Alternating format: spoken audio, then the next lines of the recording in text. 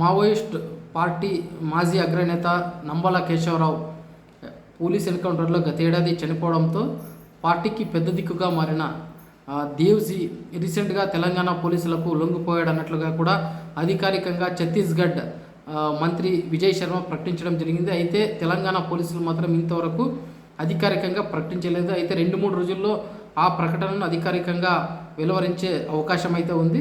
అయితే దేవ్జీతో పాటు చాలామంది కేంద్ర కమిటీలో క్రియాశీలక సభ్యులుగా ఉన్న చాలామంది మావోయిస్టులు కూడా లొంగిపోయారన్నట్లుగా కూడా సమాచారం ఉంది.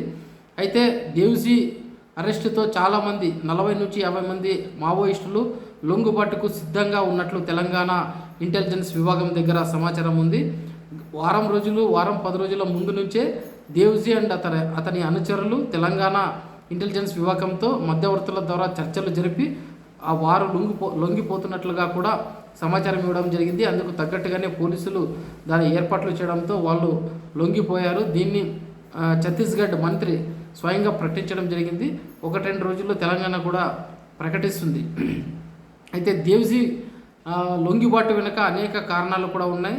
నంబల కేశవరావు తర్వాత హిడ్మా లాంటి పెద్ద నాయకులు కూడా లొంగిపోవడంతో కంటిన్యూస్గా ఎవరైతే మావోయిస్ట్ పార్టీలో క్రియాశీలకంగా ఉన్నారో వాళ్ళందరూ కూడా లొంగిబాట్లకు గురవుతూ ఉంటే ఆపరేషన్ కగారు కూడా కేంద్ర ప్రభుత్వం చాలా సీరియస్గా తీసుకున్న తరుణంలో ప్రాణాలు దక్కించుకోవడం తప్పితే వేరే అవకాశమే లేదన్నట్లుగా వాళ్ళు ఒక నిర్ణయానికి వచ్చి అందరికీ కూడా లొంగిపోవాలే అన్న ఒక మెసేజ్ని ఇవ్వడానికి మావోయిస్ట్ పార్టీ చీఫ్ లొంగిపోయినట్లుగా తెలుస్తూ ఉంది.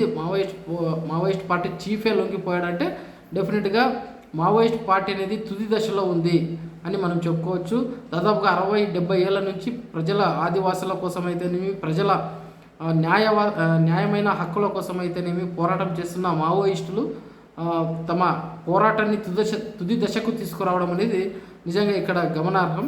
ఎందుకంటే 2026 మార్చి 31 కల్లా కేంద్ర ప్రభుత్వం కేంద్ర హోంశాఖ ఈ దేశంలో మావోయిస్టులు అనే వాళ్ళు ఉండకుండా ఏరి పారేస్తామని ప్రకటించడం కూడా ఇందుకు ఒక కారణంగా మనం భావించవచ్చు.